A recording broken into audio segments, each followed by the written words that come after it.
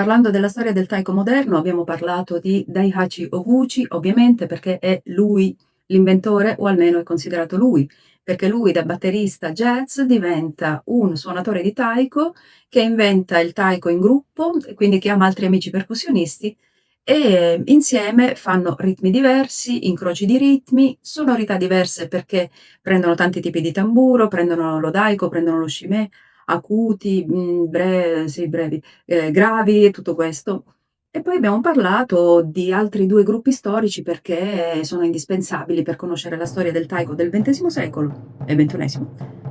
Gli Onde Koza e i Kodo, che più o meno nascono nella stessa isola, no, nell'isola di Sado.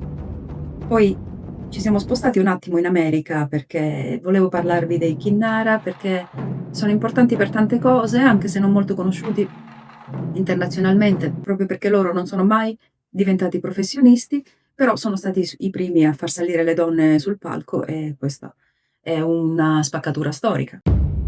Per veramente completare la storia del taiko moderno, della nascita del taiko moderno, bisognerebbe menzionare un altro gruppo che si chiama Oedo Sukeroku Daiko. Non vi sto a fare la biografia, ma il fondatore, Seido Kobayashi, comincia giovanissimo, negli anni 50, lui è molto giovane, suona nelle cerimonie, suona il taiko e per sua stessa ammissione cerca di essere il più bravo di tutti, intanto perché c'erano delle gare e lui si piazza sempre tra i primi 5 e spesso è il primo, ma anche perché voleva fare colpo sulle ragazze, era il suo modo di fare il figo, diciamo. Viene fuori questa cosa che Daihachi Oguchi ha inventato il kumidaiko e anche Seido Kobayashi ha l'idea di mettersi con altri percussionisti. Gli dice invece di stare sempre lì a competere tra di noi, mettiamoci insieme, facciamo qualcosa, scriviamo dei pezzi, suoniamo insieme. E così nasce il gruppo Oedo, che prende il nome da Edo, cioè l'antico nome di Tokyo, e Sukeroku credo che sia una tecnica di teatro no o kabuki, non mi ricordo, e fanno questo gruppo che è uno dei primissimi, quindi è fondamentale parlarne. Tra l'altro il signor Kobayashi è ancora vivo e in ottima salute, ha un'ottantina d'anni, ed è sempre il leader degli Oedo Sukeroku Daiko, di cui forse il membro più attivo a livello internazionale è Mizuko Zako, che conosco e ci ho fatto cose insieme perché viene ogni anno a Marsiglia. L'ho anche brevemente intervistata e lei mi ha confermato quello che si dice su internet, cioè che l'inventore dello slant stand, del supporto di taiko per suonare con la pelle del tamburo in diagonale, l'ha proprio inventato il fondatore di Oedo Sukeroku Daiko, cioè il signor Seido Kobayashi. Ora, non si tratta solo di inventare un tipo di supporto, ma anche credo che ci fosse la forma. Infatti nel 1987 Seido ha voluto brevettare questo supporto, se non che molti fabbricanti lo avevano già in produzione da anni prima del brevetto. Nel frattempo, durante tutti gli anni 60, 70 e 80, nel fiorire di gruppi negli Stati Uniti, lo stile che si era diffuso al 90% era proprio quello del tamburo in diagonale, perché era stato diffuso da Seiichi Tanaka, il fondatore del San Francisco Taiko Dojo, che è quello da dove è partito tutto è partito da San Francisco, e Tanaka aveva studiato appunto con gli Oedo Sukeroku Daiko. Rendendosi conto di questo, Kobayashi nel 1999 invia una lettera alla conferenza Taiko del Nord America.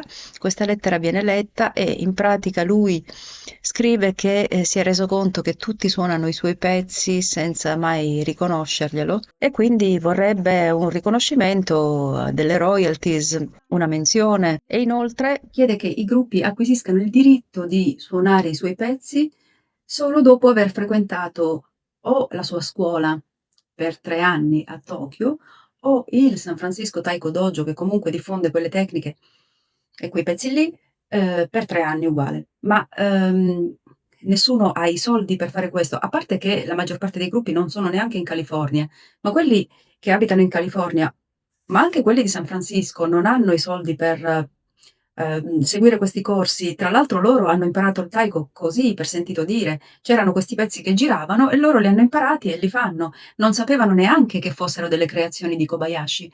Sapevano, magari immaginavano che fossero dei brani tradizionali. Si sono detti: "Ah, che bello questo tamburo, suoniamo." non si sono posti domande. Quindi la questione del copyright negli Stati Uniti in qualche modo si pone per la prima volta, alla fine degli anni '90. Qui non si tratta di avere una batteria, una chitarra elettrica, un basso, una tastiera e essere Albano che fa causa a Michael Jackson per i cigni di Balakà. Qui si tratta di uno strumento che fino a 70 anni fa è stato tradizionale, con pezzi tradizionali che rimanevano nell'ambito del teatro classico, del tempio, e poi è esplosa questo fenomeno del taiko di gruppo e ovviamente i percussionisti hanno cominciato a creare cose loro. Nel caso di Kobayashi non solo pezzi, ma anche tecniche e è proprio questa storia del tamburo obliquo. Quello che Kobayashi pretendeva era improponibile, per cui la maggior parte, cioè per cui tutti i gruppi americani non hanno praticamente dato risposta. Probabilmente si sono solo impegnati a non fare più quei pezzi lì e questo forse ha stimolato la creatività di tutti. Magari è stato un bene. Ogni gruppo si compone i suoi pezzi, perché no? Tanto la fase di diffusione di questa novità del taiko di gruppo è già stata abbondantemente superata. Però diciamo che non è la prima volta che si sente parlare di diritti d'autore in questo mondo. Per esempio, i Kodo, che sono sempre stati ottimi imprenditori della loro attività musicale, hanno sempre depositato tutto quello che hanno composto. Comunque, secondo la legge giapponese, se un pezzo è sufficientemente antico da poter essere considerato tradizionale, lo si può eseguire senza ovviamente pagare i diritti d'autore a nessuno, perché non c'è magari un autore conosciuto o è morto da tempo. Per quanto riguarda i pezzi eseguiti negli Stati Uniti, ma scritti da autori giapponesi, c'è una istituzione internazionale che regola queste controversie. Si chiama WIPO, World Intellectual Property Organization, l'Organizzazione Mondiale per la Proprietà Intellettuale, e il sito è molto ben fatto, voi potete consultarlo se avete un qualsiasi dubbio per i diritti d'autore in un certo paese, vi fornisce la lista mondiale. Clicchiamo per esempio su Giappone. Se voglio sapere dove si trova l'ufficio e come contattarlo, qui ho tutte le coordinate. Non tutti i suonatori di taiko sono anche autori, compositori. Quelli che lo sono, diciamo che tra di loro ci sono quelli che hanno capito subito come proteggere la loro proprietà intellettuale, quelli che un po' se ne sbattevano e quelli che si sono accorti tardi che avrebbero potuto avere comunque un reddito dalle loro creazioni. C'è anche da dire però che nel mondo del taiko l'atmosfera vuole rimanere amichevole sempre, si vuole un po' distinguere dal mondo della musica commerciale, per chiamarla così, e quindi c'è molto questa sensazione di condivisione, per cui abbiamo autori che si proteggono depositando alla SIAE del loro paese le loro creazioni, autori che semplicemente chiedono di essere menzionati oppure che qualcuno che vuole suonare il loro pezzo acquisti lo spartito direttamente da loro. Tra quelli che ci tengono di più mi viene per esempio in mente PJ Hirabayashi, che è americana. Ma ecco, nel mondo credo che siano la maggioranza quelli che improntano la loro attività musicale taiko sulla condivisione, quindi la libera circolazione di pezzi creati anche da loro. Un regalo bellissimo che è stato fatto al mondo del taiko è il pezzo chiamato Omiyage, creato da Shoji Kameda, che l'ha ufficialmente regalato a tutti. Proprio ha detto usatelo.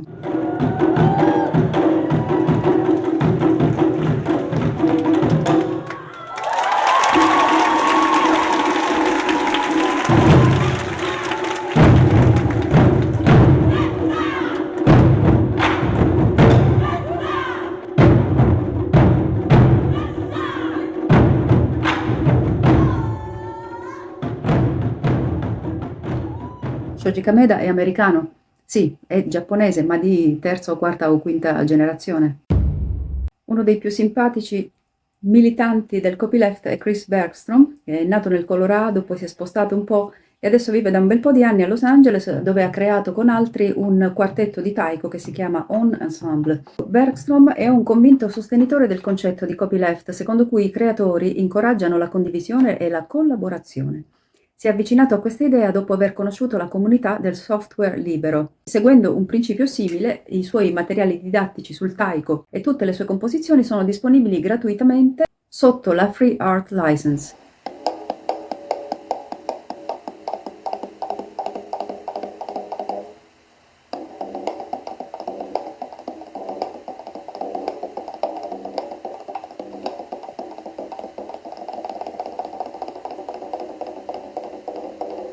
La Free Art License è una licenza copyleft che concede il diritto di copiare, distribuire e trasformare liberamente le opere creative, fatta eccezione per l'hardware e il software informatico, che concede la libertà di trasformare o riprodurre queste cose anche per scopi commerciali. Per quanto riguarda l'Italia, io non so se ci sono al momento compositori che hanno depositato alla SIAE le loro creazioni.